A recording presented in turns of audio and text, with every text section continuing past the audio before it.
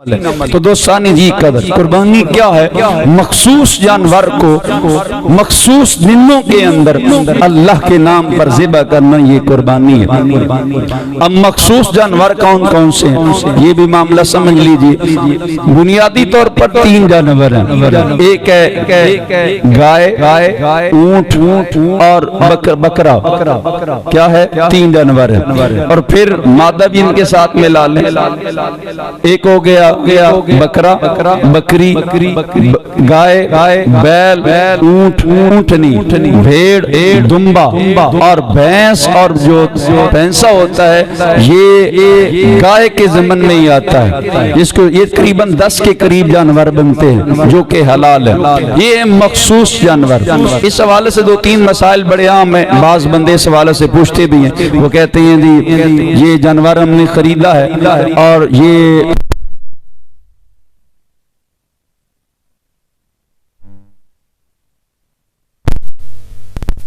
कुर्बानी कर सकते हैं कि नहीं।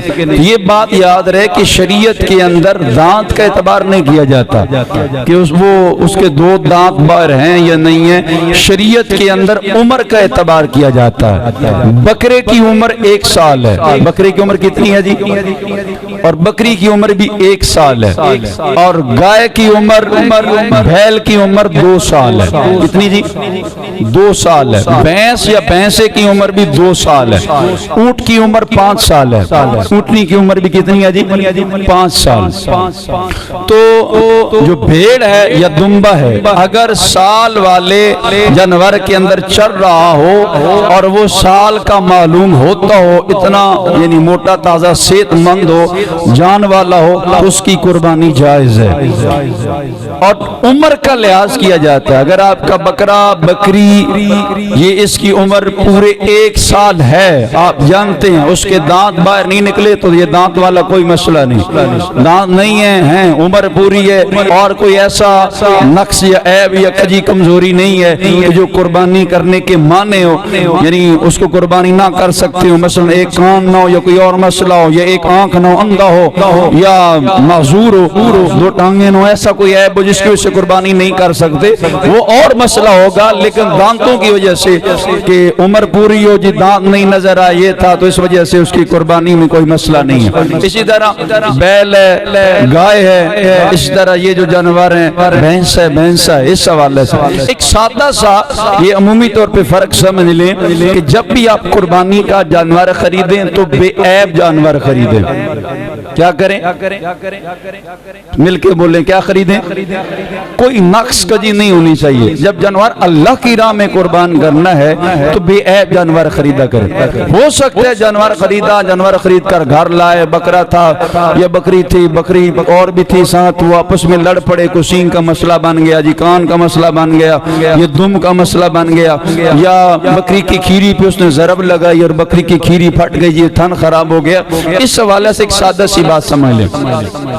जो चीजें 2 होती हैं ना, जो चीजें 2 होती हैं, यानी बकरी के, गाय के, बैल के, भैंस के, भैंसे के या दीगर जो जानवर हलाल हैं जिनकी चीजें 2 हैं, मसलन कान 2 होते हैं, बकरी के थन 2 होते हैं, आंखें 2 होती हैं, इस किस्म की चीजें जो 2 होते हैं, जो जानवर के हिस्से 2 होते हैं, उनमें से अगर एक जाया हो जाए तो कुर्बानी नहीं लगती। मसलन 2 आंखें हैं, एक आंख जाया हो गई, एक कान बिल्कुल सारा कट गया। इसी तरह 2 थन थे, वो एक थन जाया हो गया, तो फिर उसकी कुर्बानी नहीं लगेगी। जिनके आज़ा होते हैं 4, मसलन बकरी के 2 होते हैं तो गाय के थन 4 होते हैं, उनमें से अगर एक जाया हो गया तो उसकी कुर्बानी लग जाएगी।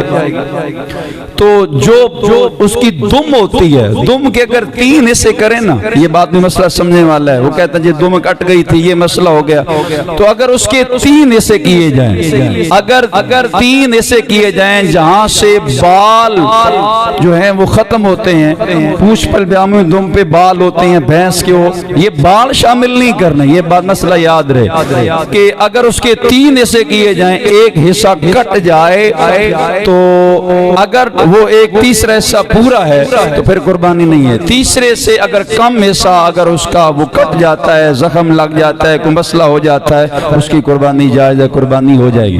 2 सींग है, पैदाशी बकरे के सींग नहीं थे, कुर्बानी जायज़ है। अगर बाद में कोई मसला बन गया तो सींग टूट गया, ये ऊपर से वो टोपी जो होती है वो उतर गई, कुर्बानी जायज़ है। खुद निकालना इस तरह के दोनों सींग निकाल दिए जाएं मगज तक और वहाँ जख्म भी ना भरा हो, तो इस किस्म के बकरे की कुर्बानी जायज़ नहीं है। अगर 3 ऐसे किए जाएं, एक ऊपर से निकल भी गया, बकिया 2 हिस्से मौजूद है, तो कुर्बानी जायज़ है। कान था, कान एक कट गया पूरा, कुर्बानी नहीं जायज़। हाँ, अगर दरमियान में से कोई चीज लग गई कि यूं कान दरमियान में से चीरा आ गया, एक ऐसा इधर आ गया, एक ऐसा इधर रह गया, लेकिन दोनों हिस्से जो हैं वो कान साथ जुड़े हुए हैं, सिर्फ दरमियान में से चीरा आ गया, इस किस्म के जानवर की कुर्बानी जो है जायज़ है। और कई मसाइल हैं, इंशाअल्लाह इस हवाले से अगर किसी दोस्त को इश्काल हो तो बाद में पूछ लीजिएगा, लेकिन 1-2 मसले बड़े आम हैं। जानवर ज़िबा करते वक्त खुदारा इस बात पे तवज्जो कीजिएगा कि जब भी जानवर ज़िबा किया करें तो दूसरे जानवरों के सामने जानवर ज़िबा न किया करें, दूसरे जानवरों के सामने जानवर ज़िबा न किया करें। देखें ना, हमारा रिश्तेदार हो, करीबी अजीज हो, बेटा हो, बेटी हो, तो कितनी तकलीफ होती है। ये एहसास व जज्बात अल्लाह ने जानवरों में भी रखे हैं। हम लापरवाही करते हैं जानवरों के सामने तो वो जानवर बाज़ दफा बहुत ज्यादा बीमार हो जाते हैं। और बाज़ को तो ये भी देखा गया, ऊंट के बारे में आता है कि अगर ऊंट के सामने उसका बच्चा ज़िबा कर दिया जाए तो उसके जिगर पे जख्म हो जाता है या उसका उसमें एक सुराख हो जाता है, ये भी देखने में आए। इस हवाले से मेहरबानी किया करें, जानवरों को जब ज़िबा करें तो अलहदा कोई कुर्बान गाह होनी चाहिए। जो जानवर कुर्बान नहीं करने यानी जिनकी कुर्बानी नहीं देनी, तो उनके सामने कुर्बानी वाले जानवर ज़िबा नहीं करनी चाहिए। और ये बात भी याद रहे कि किसी जो बंदा शरीयत के मामला जानने वाला हो उसको ज़िबा करना चाहिए। जो जानवर कुर्बानी की ज़िबा करते हैं उनको कुर्बानी के अहकाम मसाइल का पता होना चाहिए। औरत कुर्बानी बामरी मजबूरी कर सकती है और मखसूस वक़्त जो है ये 10 ज़िलहज्जा से लेकर 10, 11, 12 ये गुरूब आफ्ताब से पहले है। रात को भी कुर्बानी की जा सकती है। पहले उलमा मना करते थे, उसकी वजह ये थी कि रोशनी का खास तमाम नहीं होता था, तो जानवर के ज़िबा करने में कोई मसला बन जाता, जिसकी वजह से कुर्बानी करने से रात को मना किया गया। लेकिन अब जो कि लाइटों का दौर है, बिजली आ गई है, बड़े बड़े वो बल्ब लगे होते हैं, दिन से ज्यादा रोशनी होती है, तो ये इल्लत भी जो है खत्म होगी। इस वजह से रात को भी कुर्बानी की जा सकती है, कोई ऐसा मसला नहीं है। तो ये सारे मसाइल हैं, इनको याद रखना, इनको समझना ये आप सब के लिए जरूरी है। और ये बात भी याद रहे कि कुर्बानी है किस पर, ये बड़ा आम मसला है। अमूमी बंदों को पता ही नहीं होता कि मुझ पे कुर्बानी है भी कि नहीं है। और बाज बेचारे तो ऐसे होते हैं कि उन पे साल कुर्बानी होती है, वो लोग कुर्बानी नहीं देते। याद रखे कुर्बानी का निसाब 7.5 तोले सोना या 52 तोले चांदी। अगर किसी बंदे के पास है 7.5 तोले सोना या चांदी का निसाब है तो उस बंदे पे कुर्बानी करना लाजिम है। हाँ, अगर किसी बंदे के पास दोनों का निसाब है, मसलन 1 तोला सोना है बकिया चांदी है, तो फिर निसाब चांदी के निसाब से पूरा किया जाएगा।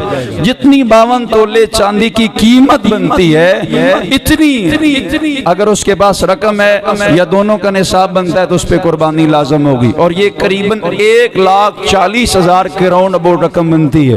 अगर सोना है और साथ रकम है, बैंक बैलेंस है, ये कोई और चीज है, या घर के अंदर जरूरियात असलिया के अलावा खाने पीने रहने सवारी के अलावा कोई ऐसी चीज घर के अंदर पड़ी हुई है जो जरूरत असलिया के अलावा है, या 2 बंदे के मकान है, एक में रहता है, एक उसने रेंट पे दी हो या बेचने के लिए रखा हो या कारोबार के लिए रखा हुआ हुआ है। तो ये सारी चीज़ों को काउंट करने के बाद अगर वो मेयार या निसाब चांदी तक जा पहुंचता है तो उस पर कुर्बानी लाजम होगी।